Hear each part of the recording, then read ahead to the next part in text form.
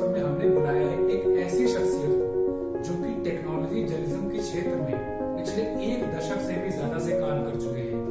ये एक award winning technology show tech guru के होस्ट और एडिटर भी रह चुके हैं। इसके साथ में जी बिजनेस पर आने वाले शो मोबाइल्स एंड गैजेट्स पर भी ये होस्ट रह चुके हैं। इसके साथ ही साथ इन्हें कई सारे अन्य पत्रिकाओं में एज अ टेक्नोलॉजी एक्सपर्ट के रूप में बुलाया जा चुका है। अभिषेक टेलर ये एक नाम ही नहीं बल्कि एक ब्रांड के रूप में इन्होंने अपने आप को स्टैब्लिश किया है। ये कई सारे इंटरनेशनल इवेंट्स में इंडिया को रिप्रेजेंट कर चुके हैं, फिर चाहे वो गूगल I/O हो, CES हो या फिर MWC हो। और आज हमारे साथ सीधा दिल्ली से अभिषेक टेलर जी जुड़े हैं, तो आइए उनका स्वागत करते हैं। नमस्कार अभिषेक जी। तो वेब टॉक में सर आपका स्वागत है और आपको बुला के काफी अच्छा लग रहा है। Thank you. मुझे भी आपके साथ बात करने में अच्छा लग रहा है। तो ज़्यादा टाइम ना जवाब दो सर, क्वेश्चन आंसर शुरू करते हैं। जी बिल्कुल। तो पहला सवाल मेरा आपसे ये है कि 12th क्लास के बाद काफ़ी बच्चे कंफ्यूज रहते हैं कि उन्हें करना क्या है। तो आपका जैसे आप इतने ज़्यादा अपने आप को एक मुकाम तक चढ़ाया है, तो उसके लिए आपने 12th स्कूलिंग में ही आपने शुरू सोच लिया था कि आपको टेक्नोलॉजी जर्नलिज्म में जाना है, या फिर आपके सामने कोई अपॉर्चुनिटी आई जिसको आपने ग्रैब करके इतना बड़ा बना दिया? नहीं, ऐसा तो नहीं सोचा था। एक्चुअली मैं 12th के बाद भी मैंने काफ़ी पढ़ाई लिखाई की। मैंने अपना ग्रेजुएशन कंप्लीट किया, फिर उसके बाद मैंने पोस्ट ग्रेजुएशन कंप्लीट करने के बाद फिर मुझे इस बात का थोड़ा सा हुआ कि नहीं, थोड़ा सा जिसे कहा जाए जर्नलिज्म के क्षेत्र में आगे बढ़ा जा सकता है, इस फील्ड में कुछ किया जा सकता है। सो मैं भोपाल से मैंने ग्रेजुएशन किया था। तो वहाँ पर हालांकि माखनलाल चतुर्वेदी नाम का एक काफ़ी मशहूर वहाँ पर यूनिवर्सिटी है वो, लेकिन वो कहते हैं ना, एक हिंदी में कहावत होती है कि घर की मुर्गी दाल बराबर, या और हमारे मध्य प्रदेश में भी एक वो चलती है कहावत कि घर का जोगी जोगड़ा आन गाँव का सिद्ध। मतलब घर का कितना भी बड़ा जोगी क्यों ना हो, लेकिन उसे वो जोगड़ा ही समझते हैं, छोटा मोटा ही समझते हैं, लेकिन दूसरे गांव का जो होता है वो बड़ा समझते हैं। तो उस वक्त था कि चलो यार दिल्ली से करेंगे, कुछ दिल्ली से पढ़ाई करेंगे, अब पोस्ट ग्रेजुएशन या जर्नलिज्म का कोर्स दिल्ली से करेंगे। तो IIMC जो कि इंडिया का सबसे बड़ा इंस्टीट्यूट है, वहाँ से उसे क्रैक करने की कोशिश की कि उसके एंट्रेंस के लिए एक बार ट्राई किया, नहीं हुआ, दूसरी बार ट्राई किया, लेकिन साथ साथ मैंने और दूसरे यूनिवर्सिटीज़ के लिए भी कि दिल्ली में कहीं पर मेरा एडमिशन हो जाए। सो पोस्ट ग्रेजुएशन का मेरा जामिया में हुआ था, बट जामिया में मुझे मिला था प्रिंट जर्नलिज्म, और मैं ब्रॉडकास्ट में ज़्यादा इंटरेस्टेड था, लेकिन जामिया चूँकि एक बहुत बड़ा नाम था तो इसलिए मैंने उस मौके को हाथ से नहीं जाने दिया। वहाँ पर मैं करीब 1-1.5 महीने एडमिशन लेने के बाद भी मैं वहाँ पर था। देन उसके बाद इस बीच में एक दैनिक जागरण का एक कॉलेज है JIMMC, उस वक्त नया ही खुला था, उसका सेकंड बैच शुरू हो रहा था नोएडा में। सो वहाँ पर मुझे ब्रॉडकास्ट जर्नलिज्म मिल गया। तो मैंने कहा यार यहाँ पे ब्रॉडकास्ट मिल रहा है और जामिया जैसे नाम में प्रिंट है, तो क्या किया जाए। तो मैंने सोचा चलो ब्रॉडकास्ट में चलते हैं। तो वहाँ से फिर मैंने ब्रॉडकास्ट जर्नलिज्म किया JIMMC से। जामिया को सिर्फ 1 महीने बाद मुझे अलविदा कहना पड़ा, लेकिन काफ़ी वो दरअसल मैंने 1 साल का कोर्स था JIMMC का, और उसके बाद फिर उस वक्त जो है अभी भी होता है मीडिया इंडस्ट्री में घुसने के लिए कि एंट्रेंस टेस्ट हुआ करते थे उस वक्त। सो मेरी इंटर्नशिप कॉलेज के बाद लगी IBN 7 में, जो आज की तारीख में CNN News 18 इंडिया जो हो गया है, इसका नाम बदल के। तो उस वक्त राजदीप सरदेसाई के लीडरशिप में CNN IBN और IBN 7 ये दोनों चैनल शुरू हुए थे। तो मैं दरअसल टेक्नोलॉजी जर्नलिस्ट, आप ये कह सकते हैं कि टेक्नोलॉजी, आज की दुनिया में टेक्नोलॉजी में इंटरेस्ट तो हर किसी का ही होता है। मतलब हम सबको स्मार्टफोन, कंप्यूटर्स, क्योंकि हम सबकी लाइफ टेक्नोलॉजी के आसपास घिरी हुई होती है। पर मैंने एज सच कभी नहीं सोचा था कि मैं टेक्नोलॉजी जर्नलिज्म बनूंगा। मैं दरअसल चाहता था कि मैं एक स्पोर्ट्स जर्नलिस्ट बनूं, क्रिकेट कवर करूं, फुटबॉल कवर करूं, और मेरा इंटरेस्ट हमेशा से स्पोर्ट्स जर्नलिज्म की तरफ था। और लकीली उस वक्त के हिसाब से अगर मैं बोलूँ तो मेरी IBM 7 में मेरी स्पोर्ट्स डेस्क में मेरी इंटर्नशिप लगी करीब 3 महीने। एंड उसके बाद फिर वहाँ पर दारेन शाहिदी और बाकी उस वक्त जितने बड़े बड़े दिग्गज थे स्पोर्ट जर्नलिज्म के क्षेत्र में, उनके साथ काम करने का मुझे उस छोटे से वक्त में मौका मिला। इसी बीच CNBC का जो कि न्यूज़ चैनल है, एक बिजनेस न्यूज़ चैनल, उसका एक टेस्ट हो रहा था, एंट्रेंस टेस्ट टाइप का। तो वो टेस्ट मैंने दिया और मैंने ऐसी मौज में दे दिया था। मैंने कहा देखो होता है नहीं होता। अब उस टेस्ट में क्या हुआ कि करीब 3-4 महीने बाद उसका रिजल्ट आया, उसमें मेरा हो गया उस टेस्ट में, और मुझसे बोला गया कि इंटरव्यू के लिए बुलाया गया। इंटरव्यू हुआ, उसके बाद मुझसे बोला गया कि भाई मुंबई आओगे क्या? तो मैंने कहा कि सर इस वक्त तो जॉब चाहिए, मुंबई क्या, आप कहीं भी भेज दोगे, चांद भी जाने को बोलोगे तो वहां भी चले जाएंगे। तो उन्होंने कहा ठीक है मुंबई आ जाओ, एंड बस वहां से शुरू किया। तो उस वक्त तक कहीं भी टेक्नोलॉजी जर्नलिज्म का ख्याल भी नहीं था कहीं दिमाग में। अब मैं ये सारी कहानी आपको इसलिए बता रहा हूँ क्योंकि जो ये इंटरव्यू देख रहे होंगे या जो कह रहे होंगे, और लोग ये हम लोग सोच के चलते हैं कि नहीं मुझे ये बनना है, ऐसे बनना है। और मैं आपको एक और दिलचस्प बात बताता हूँ कि जब ये CNBC का इंटरव्यू मेरा हो रहा था और जॉब ऑफर आया था, उसके जस्ट 2 दिन बाद मेरा जी स्पोर्ट्स, जो बाद में 10 स्पोर्ट्स हो गया और उसके बाद वो खत्म ही हो गया, मतलब वो सोनी ने खरीद लेने के बाद, तो मेरा जी स्पोर्ट्स में मेरा इंटरव्यू था, मतलब एज ए स्पोर्ट्स जर्नलिस्ट। और एक और किसी स्पोर्ट्स चैनल में ही मेरा जिसे कहा जाए कहीं पे जिसे कहा जाए इंटरव्यू का इंतजाम हुआ था वहाँ पर। लेकिन किस्मत मेरे को मुंबई ले गई, बिजनेस चैनल में, वो भी जो मुझे बिल्कुल स्टॉक मार्केट और ये सब कुछ भी समझ में नहीं आता था। बट और वहाँ पर भी मैं सबसे पहले न्यूज़ डेस्क पर जुड़ा, जैसे कि आप लोगों को भी, आप जर्नलिज्म के स्टूडेंट हैं तो आपको समझ में आता होगा, इनपुट आउटपुट असाइनमेंट ये होता है। तो मेरे को आउटपुट डेस्क में न्यूज़ डेस्क पर जोड़ा गया, जहाँ पर मुझे स्क्रिप्ट लिखनी पड़ती थी, एंकर्स लिखने पड़ते थे, और मुझे नॉर्मल इस तरीके के काम ही करने को मिलते थे, ज़्यादातर जो हार्डकोर न्यूज़ से रिलेटेड है। अब वहाँ पर करीब साल भर मैंने ये नॉर्मल न्यूज़ का जो काम होता है CNBC, मैंने वो किया। उसके बाद एकदम से वहाँ पर एक नया शो शुरू हो रहा था, टेक गुरु। अब जैसे हम लोग जब ऑफिस में काम कर रहे होते हैं तो हमारे जो बॉसेज होते हैं, आसपास के जो लोग होते हैं, वो लोग हमें कई नज़र से भांप रहे होते हैं, क्योंकि जो आपके चैनल के एडिटर्स होते हैं, जैसे मेरे जो पहले बॉस थे वो संजय पुगलिया सर थे। तो संजय सर के अंदर एक जो अच्छी चीज़, वो अभी क्वेंट में न्यूज़ डायरेक्टर है संजय सर। तो संजय सर के अंदर एक जो संजय सर और सौरभ सिन्हा इस वक्त स्टार स्पोर्ट्स में है। तो संजय सर और सौरभ सर ये दोनों वहाँ पर टॉप 1 और नंबर 1 और नंबर 2 के ऊपर वहाँ पर। सौरभ सर ने मेरे को दिल्ली से मुंबई लेकर गए थे इंटरव्यू करके, और संजय सर वहाँ पर मेरे पहले बॉस थे। तो इन लोगों के अंदर जो मतलब जो चैनल के आपके जो बड़े पत्रकार, जो अगर आप देखते हैं, जो संपादक होते हैं, एडिटर्स होते हैं, उनके अंदर एक जो अच्छे एडिटर्स होते हैं, उनके अंदर एक बड़ी एक अच्छी चीज़ होती है कि उनको चुनना आता है, यार ये बंदा, इसको यहाँ से उठा के अगर हम इस जगह पर फिट कर देंगे तो ये शायद ज़्यादा अच्छे तरीके से काम कर सकेगा। तो सौरभ सर, संजय सर, इन लोगों ने ये चीज़ जिसे कहा जाए पकड़ी की, लगता कि यार ये लड़का यंग है, ये लड़का जिसे कहा जाए हिंदी इसकी अच्छी है, और ये शायद टेक वाले, इसमें हम लोग एक नया शो शुरू कर रहे हैं, तो उसमें ये अंकित वेंगुर्लेकर जो मेरे साथ था, लेकिन अंकित की हिंदी उतनी अच्छी नहीं थी, और अंकित की हिंदी लिखनी भी उसे मतलब जिसे कहा जाए थोड़ा सा, मतलब जिसे कहा जाए, क्योंकि वो हमेशा से इंग्लिश और मराठी में उसका हाथ ज़्यादा अच्छा था। तो उन्होंने कहा कि अंकित के साथ अगर अभिषेक को लगा दिया जाए साथ में, तो ये दोनों मिलकर काफ़ी अच्छा सा एक हिंदी का एक शो बना सकते हैं। सोचा ठीक है। तो दरअसल 2006 में मेरी जॉब शुरू हुई, और 2007 के एंड में, मतलब करीब 1 साल के बाद, एक शो की नींव रखी गई टेक गुरु की। उसके एपिसोड 1 से ही मैं उस पूरी टीम का हिस्सा था। तो हम 3-4 लोगों की टीम थी वहाँ पर टेक गुरु की।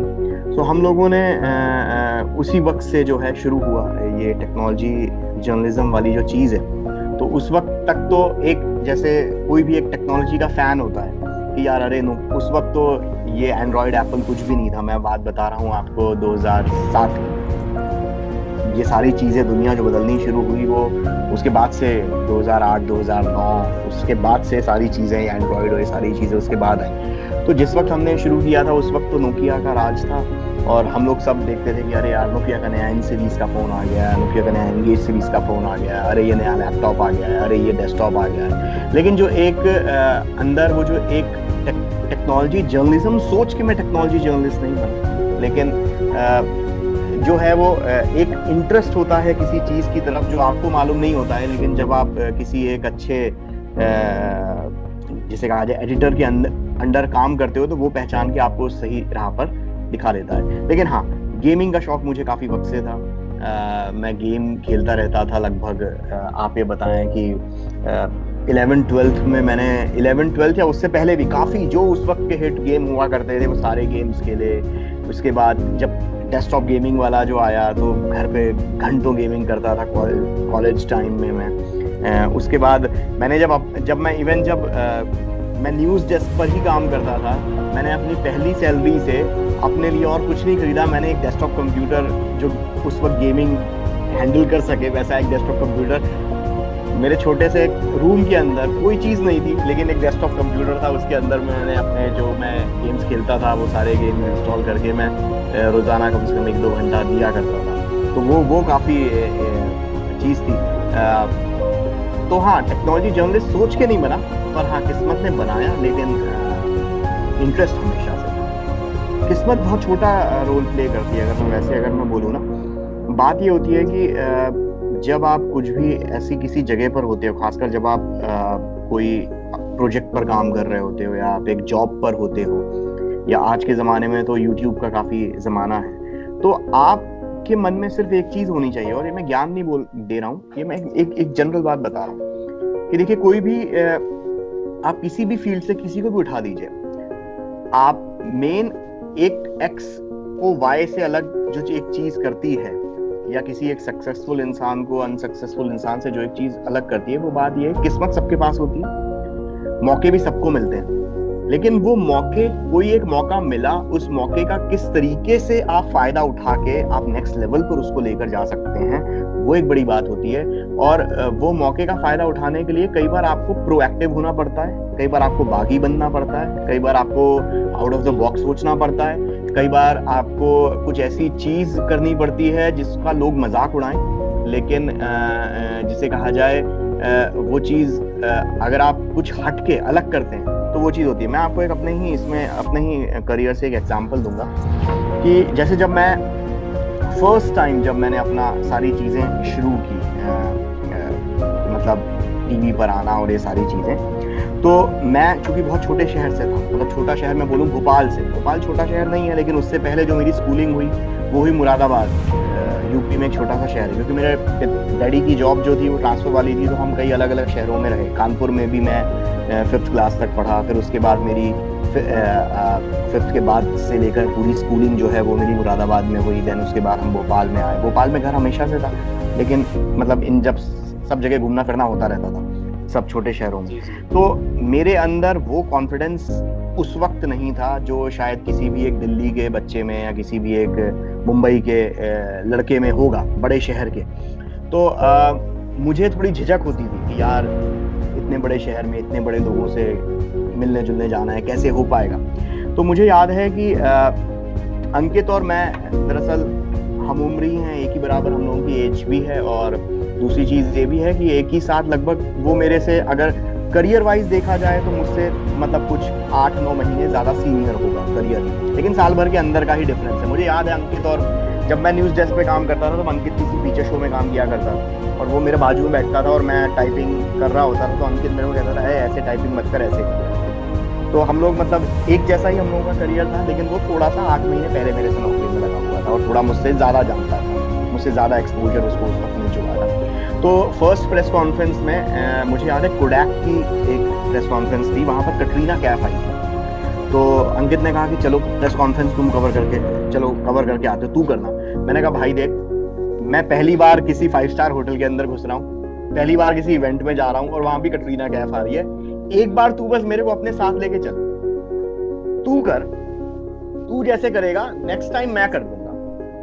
मैंने कहा चलो ठीक है। तो वो मेरे साथ गया वहां पर, कटरीना कैफ से उसने सवाल पूछे। मैं उस वक्त, वो 1-2 घंटे का जो भी वक्त था, मैंने सिर्फ उसे ऑब्जर्व किया। मैंने कहा कि यार किस तरीके से चल रहा है, किस तरीके से बात कर रहा है, कैसे ये सवाल पूछता है, लोगों से कैसे बात करता है। तो वो मैं सिर्फ एक स्टूडेंट की तरह गया वहां पर, मैंने उससे सारी चीजें मतलब सिर्फ ऑब्जर्व करके सीखी। अब उसके 2 दिन बाद दरअसल सैमसंग ने आमिर खान को अपना ब्रांड एम्बेसडर नियुक्त किया था, बनाया। सैमसंग एक वक्त पे था आमिर खान ब्रांड एम्बेसडर, आपको अगर याद होगा पुराना। तो उसका अनाउंसमेंट था और मेरे को नॉर्मल एक प्रेस कॉन्फ्रेंस कवर करने के लिए मेरे ऑफिस से भेज दिया गया कि जाओ, चले जाओ, सैमसंग का कुछ हो रहा है, वहां से देखो कुछ छोटा मोटा कुछ ले आना। मैंने कहा ठीक है, मैं गया वहां पे। अब वहां पर इवेंट में जाके मेरे दिमाग में ये आया कि यार आमिर खान यहाँ पे आ रहा है, अगर आमिर खान से अगर इंटरव्यू करने का मौका मिल जाए तो कैसा। तो मैंने वहां पे जो भी इवेंट मैनेजमेंट में जो भी लोग थे, मेरी फर्स्ट प्रेस कॉन्फ्रेंस थी वो, यहाँ पर ये मैं बताना चाहूँगा, पहली प्रेस कॉन्फ्रेंस थी। तो मैंने कहा कि यार कुछ ना कुछ तो जुगाड़ करना चाहिए। मैंने मिन्नतें की उन लोगों से कि यार देखो CNBC से हूँ मैं और आमिर खान से इंटरव्यू दिलवा दो आप मेरे को। तो उन्होंने कहा देखो इंग्लिश वाले कर रहे हैं इंटरव्यू, इंग्लिश CNBC TV 18 वाले। तो मैं CNBC आवाज में था, हिंदी वाले, अरे इंग्लिश वाले कर रहे हैं, उनके बाद आप भी कर लेना, 2 सवाल पूछ लेना। मैंने कहा ठीक है। मैंने कहा लेकिन दूंगा 1-on-1, मतलब एक कुर्सी पे वो बैठे हो, एक कुर्सी पे मैं बैठा। उन्होंने कहा ठीक है। मैंने कहा ठीक है चलो। मैं इंतजार करता रहा। इंग्लिश वाले जो जर्नलिस्ट थे उन्होंने जिस तरीके से सवाल पूछे, मैंने वो भी नोटिस किया, ऑब्जर्व किया, चलो ठीक है। अब आमिर खान आए, आमिर खान के सामने मैं बैठा, इंटरव्यू कर दिया, ठीक है, हो गया। अब उसके बाद जब मैंने ऑफिस से किसी से परमिशन नहीं ली, किसी से पूछा नहीं, मैंने प्रोएक्टिव होकर मैंने कहा कर देते हैं, उनको चाहिए होगा ले लेंगे, नहीं चाहिए होगा नहीं लेंगे। और मैंने जब हो गया इंटरव्यू, उसके बाद मैंने सीधे फोन लगाया ऑफिस में, मैंने कहा कि देखो आमिर खान का इंटरव्यू करके आ रहा हूँ, चाहिए क्या। तो उन्होंने कहा अरे बिल्कुल आमिर खान के इंटरव्यू है, सही है। तो यहाँ पर ये सारी चीज, ये एग्जाम्पल का मतलब ये था कि दरअसल अगर आपके पास मौका आए तो आपको मौके पे चौका मारना आना चाहिए। मौका आए तो उसे हाथ से ना जाने दें। अपॉर्चुनिटी हर किसी को मिलती है, छोटी बड़ी कैसे, लेकिन उस अपॉर्चुनिटी को आप नेक्स्ट लेवल पे कैसे लेके जा सकते हैं, उस अपॉर्चुनिटी से मैक्सिमम आप कैसे पा सकते हैं, वो आपके हाथ में होता है। क्योंकि मैं चाहता तो मैं अगर प्रोएक्टिव नहीं होता तो मैं उस अपॉर्चुनिटी में नॉर्मल उस प्रेस कॉन्फ्रेंस को कवर करके आ सकता था। लेकिन मैं अगर फर्स्ट टाइम मैं अगर गया और फर्स्ट टाइम मैंने अगर कोई प्रेस कॉन्फ्रेंस की और मैं आमिर खान, जो उस वक्त जिसे कहा जाए गजनी, तो गजनी से पहले की प्रेस कॉन्फ्रेंस थी। बड़े आमिर खान हमेशा से बड़े स्टार रहे। आमिर खान का अगर मैं पहली बार प्रेस कॉन्फ्रेंस में गया, आमिर खान का इंटरव्यू करके अगर मैं आ गया, तो जाहिर सी बात है मेरे कॉन्फिडेंस को वो एक नेक्स्ट लेवल पर देकर जाएगा कि यार मैंने पहले इसमें ही वो कर दिया ना। फर्स्ट बॉल पे अगर आप 6 मार दो तो आपका कॉन्फिडेंस कहाँ पे पहुंच जाएगा, और वो भी आप ब्रेट ली की बॉल पे मार दो या, तो आपका कॉन्फिडेंस नेक्स्ट लेवल पे पहुंचेगा। तो वो उस तरीके कॉन्फिडेंस पहुंचा। दूसरा, जो आपके टीम में लोग हैं, जो आपके ऑफिस में लोग हैं, जो आपके बॉसेस हैं, या जो आपको अपॉर्चुनिटी देते हैं, वो लोग ये सोचेंगे यार ये बंदे ने पहली बार में अगर इतना अच्छा किया तो इसको और अपॉर्चुनिटी मिलनी चाहिए। तो आप अगर पहली अपॉर्चुनिटी पे एक छोटी अपॉर्चुनिटी, मिड लेवल अपॉर्चुनिटी को आप बिग बना देते हैं तो आपके लिए रास्ता खुल जाता है, रेड कार्पेट बिछाता है, राह आपकी और आसान हो जाती है। तो मैं यही कहना चाहूंगा कि ये चीज हमेशा ध्यान में रखें। किस्मत के ऊपर सारी चीज नहीं होती है, किस्मत हर किसी की मतलब एक बराबर ही रहती है, लेकिन अपॉर्चुनिटी भी सबको वैसी मिलती है। लेकिन कौन सी एक बड़ी छोटी अपॉर्चुनिटी को कोई कितना बड़ा बना सकता है, वो हम सबके अपने हाथ में होता है, अपनी मेहनत के हाथ में होता है।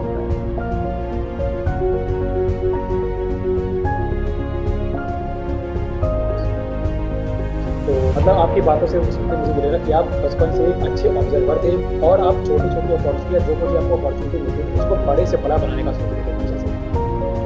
जी, ये छोटी अपॉर्चुनिटी को बड़ा बनाना ही आना चाहिए, क्योंकि अपॉर्चुनिटी सारी सबके पास छोटी आती है। तो छोटी अपॉर्चुनिटी से आपको, अगर आप क्रिकेट के शौकीन हैं तो आप समझ पाएंगे कि देखिए बॉलर हर बार फुल टॉस बॉल नहीं, लोग फुल टॉस बॉल पे आउट भी हो जाते हैं और फुल टॉस बॉल पे गेंद को मैदान से पार भी कर सकते हैं, और यॉर्कर पे भी सिक्सर पड़ते हुए हम लोगों ने देखा है। सो अपॉर्चुनिटी हर किसी की लाइफ में एक जैसी आती है, आपको उस अपॉर्चुनिटी को कैसे बिग करना है, वो हमारे हाथ में होता है, और वही एक नॉर्मल को एक्स्ट्रा ऑर्डिनरी से अलग करता है। ऐसा नहीं है कि मैंने सारी अपॉर्चुनिटी को बहुत बड़ा बनाया, कुछ अपॉर्चुनिटी ऐसी भी थी जो मैं अच्छे से करता तो और भी अच्छा हो सकता था। तो वो चीजें, अपॉर्चुनिटी, हमें मौके पे चौका लगाना आना चाहिए। तो इसके साथ अब हम बढ़ते हैं अपने अगले सवाल पर। तो अगला सवाल मेरा ये है, जैसे सर जब टेक्नो आप स्टार्ट हुआ तब ऑब्वियसली कोई बड़ा नाम से तो शो शुरू नहीं हुआ था, वो एक नॉर्मल शो शुरू हुआ था जिसको आप लोगों ने मिलके, आपने और आपकी टीम ने मिलकर काफ़ी बड़ा बनाया। तो उसके कुछ फंड या कुछ उसका एक्सपीरियंस कि आपने क्या ऐसा किया कि उसको इतनी जल्दी उसको इतना बड़ा शो बना दिया, उसको नंबर 1 टेक्नोलॉजी बेस्ड शो बनाया 2010, 11, 12, उसके कुछ एक्सपीरियंस आप शेयर करें। हाँ, तो जैसे आपने खुद ही बताया कि इतनी जल्दी तो हुआ नहीं, 7 में शुरू हुआ, 8, 9 और 2010 में हमें अवार्ड मिला। सो देखिए, टीम वर्क बहुत बड़ा था, उसमें अच्छे आइडियाज हम लोग लेकर आए। देखिए, एक चीज जो हम लोगों ने, हमारी टीम ने, मैं, अंकित, हम सब लोगों ने एक चीज के ऊपर, जिसके ऊपर हम बहुत ज्यादा फोकस थे, वो ये कि हमें एंटरटेनिंग तरीके से करना है, ऐसी तरीके से समझानी है टेक्नोलॉजी जो किसी भी यूजर को बड़े आराम से समझ में आए, और कोई भी जो व्यूअर है वो उसके साथ रिलेट कर सके।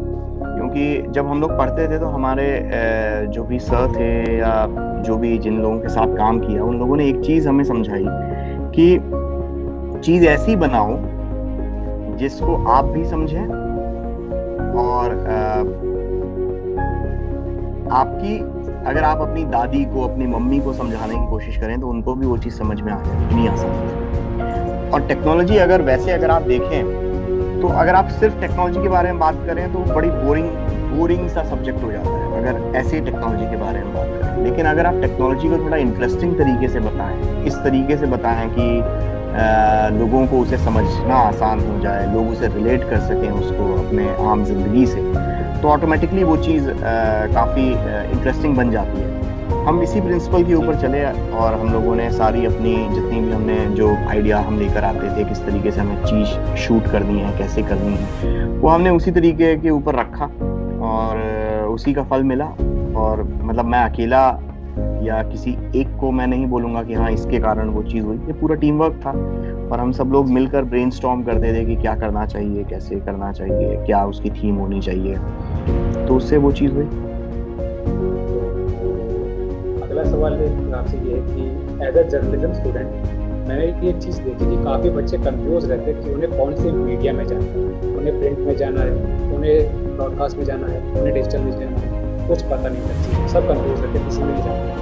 तो आपके हिसाब से इस टाइम पे किस इंसान को किस मीडिया में जाना चाहिए? कुछ मतलब स्पेसिफिक इंसान को स्पेसिफिक मीडिया में जाना चाहिए या फिर कहीं से भी शुरुआत करी जा सकती है? देखिए, जो भी आपका कॉलेज आपको बनाकर भेजता है, जो आपको पढ़ाता है और सारी चीज़ें ट्रेन करता है, वो आपको एक अगर मैं इसको ऐसे बोलूँ तो एक जैसे अगर आप देखें, एक बड़ी सी प्लास्टिक बॉटल की तरह बना देता है, वो 2 लीटर की। अब उसके अंदर आप पेप्सी भर लें, मिरिंडा भर लें, पानी भर लें, स्प्राइट भर लें, विस्की भर लें, जो आपको वो करना है वो आपके एम्प्लॉयर के ऊपर रहता है। आप जहां नौकरी करते हैं, जैसी चीजों में आप अनुभव अपना करना चाहते हैं, वो आपके ऊपर होता है। लेकिन कॉलेज आपको इस तरीके से तैयार करके भेजता है कि हाँ अब ये स्टूडेंट रेडी है, क्योंकि कॉलेज में आपको, अगर आप बोलें टेक्नोलॉजी जर्नलिज्म, तो टेक्नोलॉजी जर्नलिज्म ऐसा सच कुछ नहीं है। मैं भी जर्नलिज्म का स्टूडेंट रहा हूँ, हमने वो चीज समझी, टेक्नोलॉजी में स्पेशलाइजेशन कर लिया, क्योंकि इतने सालों का अनुभव सिर्फ एक ही नीश को कवर करते हुए हो गया, तो हम टेक्नोलॉजी जर्नलिस्ट हो गए। लेकिन at the end of the day politics के बारे में भी उतनी ही समझ रखते हैं जितनी टेक के बारे में रखते हैं, या उन बाकी और चीजों में। या स्पोर्ट जर्नलिस्ट आज भी कहीं ना कहीं जिंदा है मेरे अंदर, उसमें भी वो रखते हैं। लेकिन अब अनुभव इतना ज्यादा, एक्सपीरियंस आपका एक स्पेसिफिक फील्ड में हो गया, तो आपका टेक्नोलॉजी जर्नलिज्म, आप टेक्नोलॉजी जर्नलिस्ट बोल रहे हैं मुझे। दूसरी चीज जो आपने सवाल ये पूछा कि कौन सा मीडियम जाना चाहिए, कंफ्यूज रहते हैं, ये सारी चीजें। देखिए, एक चीज समझिए कि पहली, तीनों मीडियम में फर्क क्या है। अगर आप अच्छा बोलते हैं, अगर आप अच्छा दिखते हैं, कैमरा प्रेजेंस आपकी अच्छी है, तो टीवी आपके लिए बेटर है, ठीक है। अगर आप अच्छा लिखते हैं और बहुत क्रिएटिव तरीके से लिखते हैं तो प्रिंट आपके लिए अच्छा है। अगर आप अच्छा लिखते भी हैं, अच्छा बोलते भी हैं, अच्छा दिखते भी हैं और कॉन्फिडेंट भी हैं, तो डिजिटल भी है। तो ये एज सच कोई रूल नहीं है मेरे से, मतलब जैसे कभी मेरे को भी कुछ स्टूडेंट्स के साथ उनको जर्नलिज्म सिखाने का काफ़ी ब्रीफ मौका मिला, ऐसे ही शौकिया तौर पर मैंने जब मैं जी में मेरा स्टंट था तो वहाँ पर जी का एक इंस्टीट्यूट चलता है, तो वहाँ पर मैंने कई लोगों को बोला, तो मैंने एक चीज़ उनको सिखाई कि देखो सबसे पहले एक चीज़ तो गार्ड बांध के रख लो कि ये जो मीडिया जो है ये एवर इवॉल्विंग चीज़ है, ये हर 2 साल में बदलता है। 2 साल भी मैं बहुत ज़्यादा बोल रहा हूँ, ये हर 6 महीने में आजकल बदलने लग गया, बहुत तेज़ी से ये मीडियम काफ़ी बदल रहा है। और अगर हम इंडिया की बात करें तो इंडिया में एज ए मीडिया जो है, मतलब खास तौर पर डिजिटल और इलेक्ट्रॉनिक, मैं प्रिंट की बात नहीं कर रहा हूँ क्योंकि प्रिंट का इतिहास काफ़ी लंबा रहा है इंडिया में, लेकिन जो डिजिटल और आपका इलेक्ट्रॉनिक मीडिया टीवी की अगर हम बात करें तो इंडिया में बहुत ज़्यादा नया है। इंडिया में सबसे पहला 24 घंटे का जो न्यूज़ चैनल शुरू हुआ है, इवन 24 घंटे के चैनल शुरू हुए वो 90s में, मिड 90s और लेट 90s में शुरू हुए, 24 आवर्स की चैनल। इसमें मैं न्यूज़ चैनल की बात नहीं कर रहा हूँ, सारे चैनल की बात कर रहा हूँ। तो और वहीं पर अगर हम बात करें तो यूएस के मार्केट में वो 70 के दशक में शुरू हो गए थे वो सारी चीज़ें। जब हम 90s में हम लोग यहाँ पर ब्रेकिंग न्यूज़ करते थे, तब यूएस में वहाँ पर जिसे कहा जाए हेलीकॉप्टर से एरियल शॉट्स लेकर सारी कवरेज की जाती थी, वहां पर न्यूज़ चैनल के पास हेलीकॉप्टर हुआ करते थे। तो हम आज की तारीख में भी जिस तरीके का जर्नलिज्म कर रहे हैं, जैसी भी प्रोग्रामिंग हम लोग करते हैं टीवी पर या डिजिटल में, वो हम जिसे कहा जाए काफी हद तक पिछले कुछ सालों में तेजी हम लोगों ने काफी पकड़ी है, लेकिन फिर भी इंडिया में ये वाला मीडियम काफी नया है, काफी हमें सीखना बाकी है और काफी नए आइडियाज की जरूरत है हम सब लोगों। तो वो आप लोगों के ऊपर ज्यादा जिम्मेदारी है अब जो पढ़ रहे हैं अभी, कि आप लोग नए आइडियाज लेकर आए। लेकिन यहाँ पर ये चीज है कि देखिए, तैयार हमें हर चीज के लिए होना चाहिए, डिजिटल के लिए भी, टीवी के लिए भी और प्रिंट के लिए भी। लेकिन चूंकि अब इंटरनेट का जमाना बहुत ज्यादा आ गया है और जैसे मैं अपने ही एग्जांपल समझाऊं कि मैंने टीवी से छुट्टी पाई, मैंने कहा कि भैया अब टीवी में नहीं करना चाहता हूँ और मैं अब अपना खुद का यूट्यूब और खुद का डिजिटल प्लेटफॉर्म्स के ऊपर मैं अपना, क्योंकि टीवी से मुझे जितना पाना था, जितना सीखना था वो सीख लिया, लेकिन टीवी जो है आपको कहीं ना कहीं उसकी एक लिमिटेशन है, टीवी। लेकिन जिसे कहा जाए डिजिटल में कई वेरिएशंस हैं, आप YouTube एक अलग लेवल का आपको वो मिलता है और यहाँ पर क्या इंडिविजुअल बेसिस के ऊपर भी आप वो कर सकते हैं। जब हमने शुरू किया था तब हमारे पास चुनिंदा ऑप्शंस ही थे हम लोगों के पास कि हम लोग अगर जर्नलिज्म कर रहे हैं तो या तो हम प्रिंट में जाएंगे या इसमें जाएंगे। वेबसाइट्स कम थी, ज़्यादा ऑप्शंस भी नहीं थे वेबसाइट के अंदर और हमें वेबसाइट्स में बहुत ज़्यादा चीज़ें मिलती भी नहीं थी उस वक्त। लेकिन अब ऑप्शंस हम सब लोगों के पास इतने ज़्यादा हो गए हैं कि डिजिटल अब एक बहुत बड़ा प्लेयर बन गया है। और मैं तो अब जिसे कहा जाए बात करना चाहूँगा कि भैया डिजिटल प्लेटफॉर्म के ऊपर अब काफ़ी स्कोप है।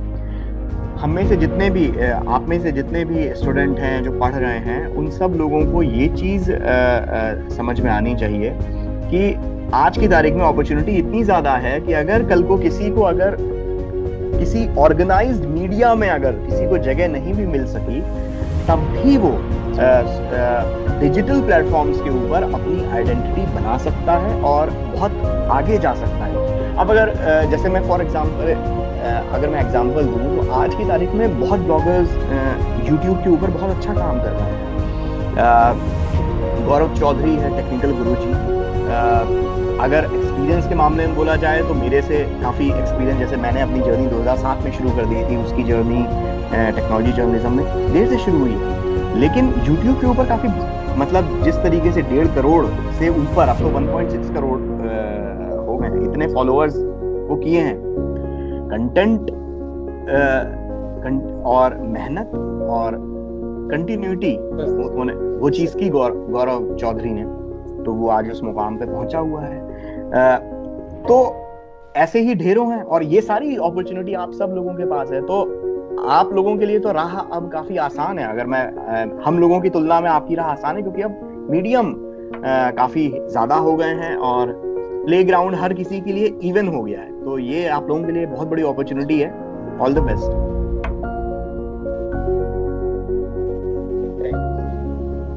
और इसी से एक फॉलोअप क्वेश्चन मेरा ये है कि आपकी आवाज फिर ब्रेक हो रही है।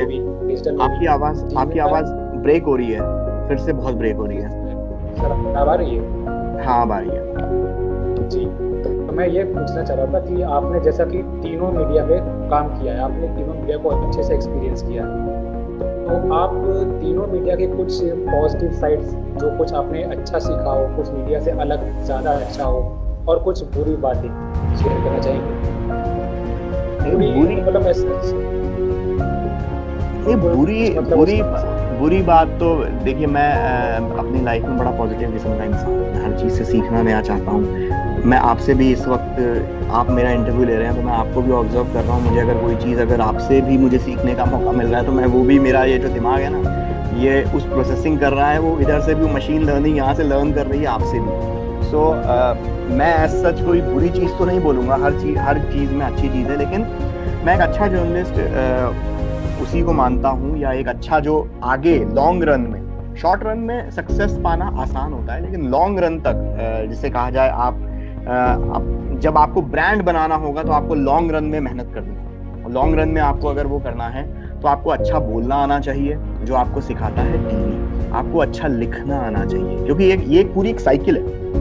अगर आप अच्छा लिखेंगे तो जाहिर सी बात है उस अच्छा लिखे को आप अच्छे से बोल भी पाएंगे, और अगर आप अच्छे से बोल पाएंगे तो आप कैमरा जब फेस करेंगे तो आप ऑटोमेटिकली वो इमोशन, वो आपकी जो भी नॉलेज है उसको ज्यादा अच्छी तरीके से आप कैमरे के सामने लेकर आ पाएंगे।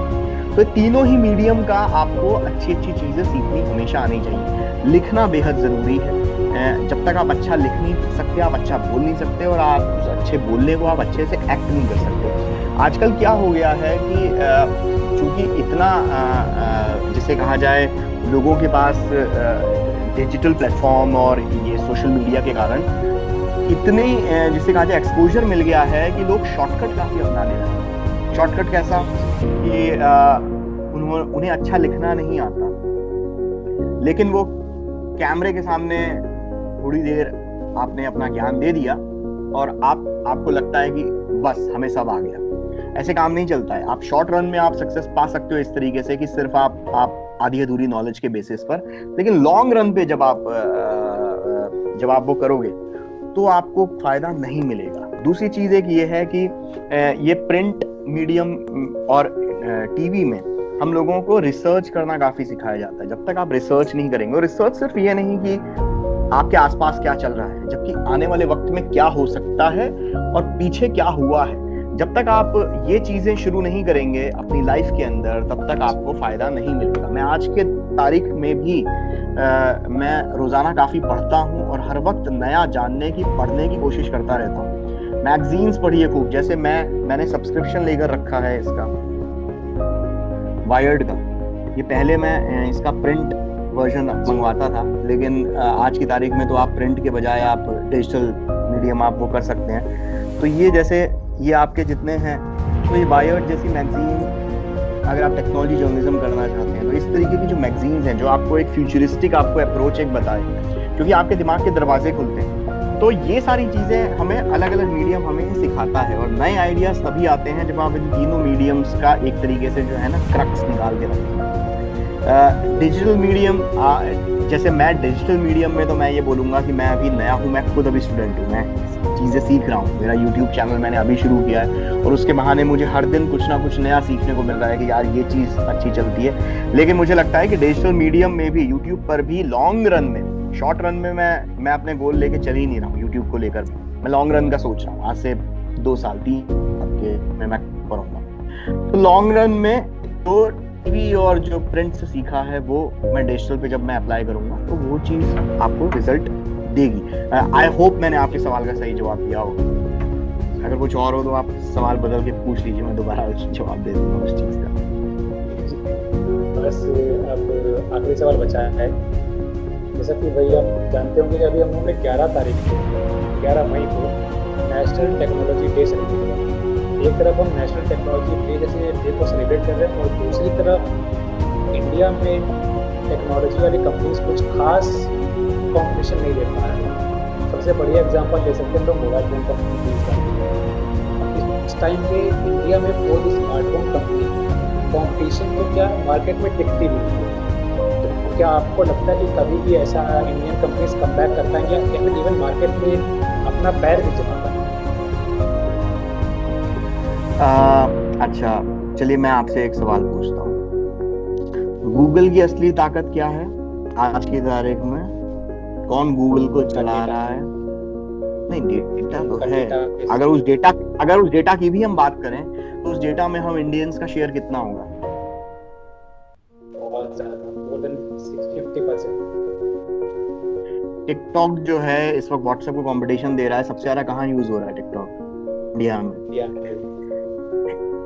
गूगल के सीईओ सुंदर पिचई यहीं से पढ़े, हम लोगों के जैसे ही थे, वहां पर जाकर गूगल चला रहे हैं आज। पूरी गूगल को मैनेज कर रहे हैं। आपके माइक्रोसॉफ्ट सत्या नडेला यहीं से पढ़े, यहीं से उन्होंने सारी चीजें की, सीखे, यहीं पैदा हुए। आज माइक्रोसॉफ्ट चला रहे हैं और माइक्रोसॉफ्ट को नेक्स्ट लेवल पर लेके जा रहे हैं। वो सिर्फ माइक्रोसॉफ्ट को अब उन्होंने वो नहीं बना के रखा है कि सिर्फ एक ऑफिस स्वीट या आपका विंडोज ऑपरेटिंग सिस्टम बनाकर उसको, वो अब माइक्रोसॉफ्ट को नेक्स्ट लेवल पे कि जैसे कहा जाए वर्चुअल रियलिटी और ऑगमेंटेड रियलिटी में किस तरीके से नॉर्मल इंडस्ट्री में किस तरीके से इस्तेमाल होंगे उनके होलोलेंस की मदद से या बाकी सारी चीज जो उनकी टेक्नोलॉजी है उसको नेक्स्ट लेवल पर लेके जा रहे हैं। सत्या नडेला का विजन है वो। तो ये बदलाव दरअसल हम लोगों के अंदर से आएगा। आप ये कह रहे हैं इंडियन कंपनी, जब इंडियन कंपनीज यहाँ पर चल रही थी तो दरअसल प्रॉब्लम उन इंडियन कंपनीज के साथ ये थी कि उन्होंने जुगाड़ की तरह जो एक जुगाड़ मेंटालिटी है ना, इसका क्रक्स तो हमें लेना होगा, जो इसकी अच्छाइयाँ हैं। अरे जुगाड़ मेंटालिटी के साथ जो ये बुराइयाँ आती है ना, उसको हमें हटा के जुगाड़ को नए तरीके से बनाना, री इन्वेंट करना पड़ेगा, तभी कुछ हो सकता है। हम लोगों ने इंडियन स्मार्टफोन कंपनीज वो क्या थी? वो देसी चाइनीज कंपनी। अगर आप स्मार्टफोन इसमें भी अगर हम बोलें तो हम मार्केट में खाना खाने जाते हैं ना, हम चाइनीज खाने जाते हैं। एक आता है आपका जो देसी चाइनीज होता है, जो पंजाबी चाइनीज होता है, जो आपके ठेलों पर मिलता है, स्ट्रीट फूड पे मिलता है, जहाँ पर खूब मसाले डाल के और वो मिलता है। और दूसरा एक ऑथेंटिक चाइनीज होता है जो आपको बड़े बड़े रेस्टोरेंट्स में खाने को मिलता है, जहाँ पर आपको फ्लेवर्स चाइना के देखने को मिलते हैं और बहुत ज्यादा स्पाइसेस नहीं देखने को मिलते हैं। तो हम लोगों ने गलती ये की कि हम लोगों ने इंडियन कंज्यूमर्स को, जो इंडियन स्मार्टफोन कंपनीज, उन्होंने वो देसी चाइनीज प्रोडक्ट उन्होंने दिया। उन्होंने उसे कभी देसी बनाने की कोशिश नहीं की। उन्होंने वही चाइना से फोन खरीदे, उसके ऊपर अपना ठप्पा लगाया और उनको यहाँ पर बेच दिया। हमें नई तरीके से रीइन्वेंट करनी पड़ेंगी सारी चीजें। हम जैसे कल ही हमारे प्रधानमंत्री ने बोला कि go local, buy local, be vocal about local. So भैया, हमें अगर यहाँ पर स्मार्टफोन कंपनियों का, सारी दुनिया भर में जितनी स्मार्टफोन बनाने वाली कंपनियां हैं, जितनी टेक कंपनीज हैं, उनमें इंडियन माइंड लगा हुआ है। आपके सैमसंग के कई जिसे कहा जाए, अगर आप देखें रिसर्च करने वाली टीम, एप्पल की रिसर्च करने वाली टीम में कई इंडियन माइंड्स लगे हुए हैं। क्या वो इंडियन माइंड्स, तो ऐसा तो है नहीं कि हम में कमी है।